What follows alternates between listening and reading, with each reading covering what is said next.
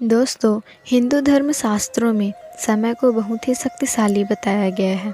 वो समय का पहिया ही है जो मनुष्य को खुशी, गम, लाभ, हानि और जीवन मृत्यु से परिचित करवाता है। दोस्तों, आपने भी देखा होगा कि समय का चक्र जब परिवर्तित होता है तो राजा को रंक और रंक को राजा बना देता है। और ऐसा माना जाता है कि समय के कारण ही मनुष्य के जीवन में कभी भी खुशी आती है तो कभी भी दुख उन्हें झेलने पड़ते हैं। लेकिन क्या आपने कभी ये सोचा है कि आपके जीवन में शुभ समय आने वाला है? इसका पहले ही पता आपको कैसे चल सकता है? अगर नहीं तो चलिए आज की इस वीडियो में हम आपको उन संकेतों को बताते हैं जिन्हें आप जानने के बाद भी अपने जीवन में होने वाले बदलाव का अंदाज़ा पहले ही लगा सकते हैं, जिसके बारे में भगवान श्री कृष्ण ने स्वयं नारद जी को बताया है। अगर आपको यह जानना है तो वीडियो को लाइक, शेयर, कमेंट करें। ग्रंथों में वर्णित एक कथा के अनुसार जब भी नारद जी भगवान श्री कृष्ण से मिलने आए तो उन्होंने भगवान श्री कृष्ण से पूछा, हे नारायण, कृपया कर मुझे ये बताइए कि कोई भी मनुष्य जीवन में आने वाले शुभ समय के बारे में पहले से ही कैसे जान सकता है? तब भगवान श्री कृष्ण ने उत्तर दिया, हे देवर्षि, मैं स्वयं मनुष्य को समय परिवर्तित होने से पहले ही कुछ संकेत पशु, पक्षी और छोटे बच्चों और अपने भक्तों द्वारा पहुंचाता हूँ। कुछ ज्ञानी मनुष्य तो समझ लेते हैं, लेकिन कुछ अज्ञानी मनुष्य उन्हें समझ नहीं पाते। देवऋषि, उन्हें आप नहीं समझ पाते। देवऋषि, इन संकेतों में से सबसे पहली संकेत यह है, किसी भी मनुष्य की आंखें ब्रह्म मुहूर्त में अक्सर खुलने लगती है और उसे ईश्वर का स्मरण स्वतः ही होने लगता है, या फिर मनुष्य को ऐसा प्रतीत होने लगता है कि उन्हें कोई और किसी दिशा में ले जा रहा है। तब ऐसे मनुष्य को ये समझ लेना चाहिए कि आने वाला समय उनके लिए भाग्य के द्वार खोलने वाला है और उन्हें कामयाबी की नई राह मिलने वाली है। ऐसे समय में मैं स्वयं मनुष्य की सहायता करता हूँ। और दोस्तों, अगर आपकी भी आंखें ब्रह्म मुहूर्त में खुलने लगती है और आपने अपने जीवन में ऐसा बदलाव महसूस किया है तो हमें कमेंट में ज़रूर बताइए।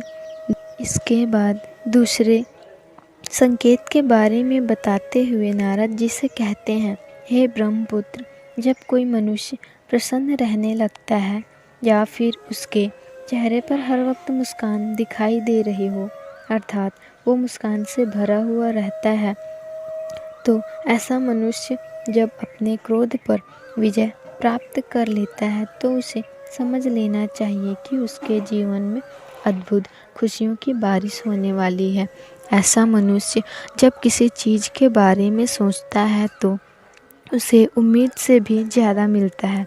दोस्तों, आपने भी सुना होगा कि प्रसन्नचित्त मनुष्य के अंदर स्वयं ईश्वर वास करते हैं, और ऐसे में जब मनुष्य का मन प्रसन्न रहने लगे तब उसे समझ लेना चाहिए कि उसके जीवन में अच्छे समय का आगमन होने वाला है। तीसरे संकेत के बारे में बताते हुए कहते हैं कि जब किसी मनुष्य के द्वार पर गौ अर्थात गाय माता बार बार खाने आती है, या फिर कोई बंदर अपने आप उसके घर की कोई चीज़ उठाकर ले जाने लगे, या फिर कोई घर के आंगन में बिल्ली अपने बच्चे को जन्म दे, या फिर कोई पक्षी उसके आंगन में आकर बसेरा बनाए या चहचहाने लगे, तब भी मनुष्य को समझ लेना चाहिए कि आने वाला समय उसे पहले से और भी शक्तिशाली बनाने वाला है और अपने जीवन में नई नई ऊंचाइयों को छूने वाला है। इसके बाद चौथे संकेत में भगवान श्री कृष्ण बताते हैं कि जब किसी मनुष्य के घर पर छोटे बच्चे बिना बुलाए आकर बार बार खेलने लगते हैं या फिर उन्हें देखकर बार बार मुस्कुराएं, तो ऐसे में मनुष्य को समझ जाना चाहिए कि उसका अच्छा समय आने वाला है। उसका समय खुशियों से भरने वाला है और नए रिश्ते उनसे जुड़ने वाले हैं। दोस्तों, आपने भी बड़े बुजुर्गों को कहते हुए सुना होगा कि छोटे बच्चे ईश्वर का रूप होते हैं और वो हमेशा आपके लिए शुभ ही होते हैं। इसके बारे में आप स्वयं क्या सोचते हैं, हमें कमेंट्स में ज़रूर बताएं।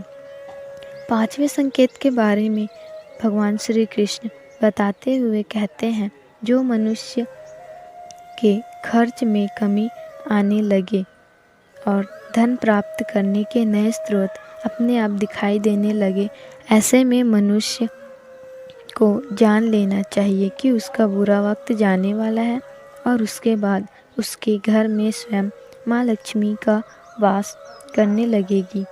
ऐसे में मनुष्य को सारे परेशानियों से छुटकारा मिलने वाला है और धन भी उसके घर में ठहरने वाला है, जो पहले नहीं था। तथा फिर भगवान श्री कृष्ण आगे बताते हैं कि जो अगला संकेत मैं मनुष्य को भेजता हूँ, जिससे वो जान सके कि उसका शुभ समय शुरू होने वाला है, वो ये है कि जब भी कोई मनुष्य पूजा की थाली लिए हुए भगवान की आरती कर रहा हो और उसे ऐसा प्रतीत हो कि भगवान की मूर्ति उसे देखकर मुस्कुरा रही हो या फिर बड़े दिनों के बाद उसके घर में अतिथियों का आगमन हुआ हो, तो उसे समझ जाना चाहिए कि उसका अच्छा समय शुरू होने वाला है।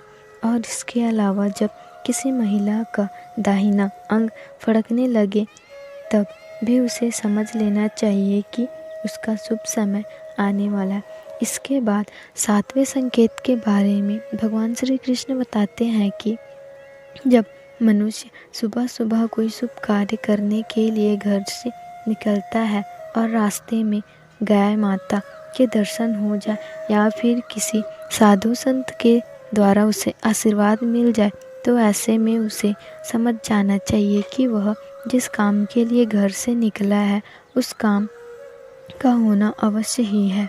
उस काम को सफल होने से कोई भी नहीं रोक सकता। अंत में भगवान श्री कृष्ण बोलते हैं, हे नारद, इन सब के अलावा जब किसी मनुष्य को संध्या के समय जल से भरा पात्र एवं दूध से भरा घड़ा उसे प्राप्त हो जाए या फिर उसे कोई मिठाई दे, तब भी उसे समझ जाना चाहिए कि अब उसका भाग्य खुलने वाला है। तो दोस्तों, ये थे वो संकेत जिन्हें जानकर या महसूस करके आप अपने आने वाले शुभ समय को पहचान सकते हैं। लेकिन भगवान श्री कृष्ण ने ऐसे ही संकेत और बताए हैं जो मनुष्य के जीवन में आने वाले अशुभ समय के बारे में बताते हैं। किसी भी व्यक्ति को जीवन आसान नहीं होता। अगर ज़िंदगी में सुख आएंगे तो यकीनन दुख भी ज़रूर आएंगे। इस जीवन का दूसरा नाम ही सुख दुख है। इंसान ज़िंदगी में दोनों दौर से गुजरता है। कब व्यक्ति के जीवन में दुखों का पहाड़ टूट जाए, ये तो कोई नहीं जानता, पर दुख आने से पहले भी भगवान संकेत ज़रूर देते हैं। तो आइए जानते हैं कुछ ऐसे ही संकेत के बारे में जो आपका बुरा वक्त आने के बारे में सूचना भी देते हैं।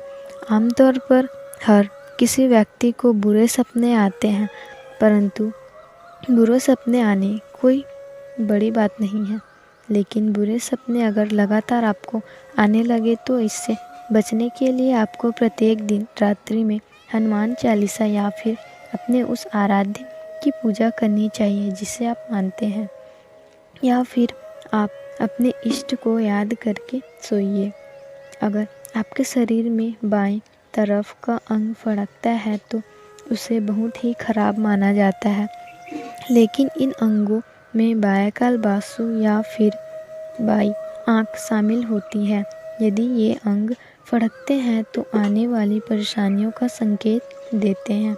और इसके धर्म शास्त्रों में भी बताया गया है कि महिलाओं का दायां अंग और पुरुषों का बायां अंग फड़कना तो कोई बुरी खबर सुनने को मिल सकती है। जब भी ऐसा हो तो भगवान को याद करें या आपका ध्यान किसी दूसरी ओर लगाएं। अगर आप अपने सपने में किसी को रोता हुआ देख लेते हैं तो ये बहुत ही खराब सपना होता है। और अगर आपको भी ऐसा सपना आता है तो किसी को भी ना बताइए, वरना आपको भी इसका खामियाजा भुगतना पड़ सकता है।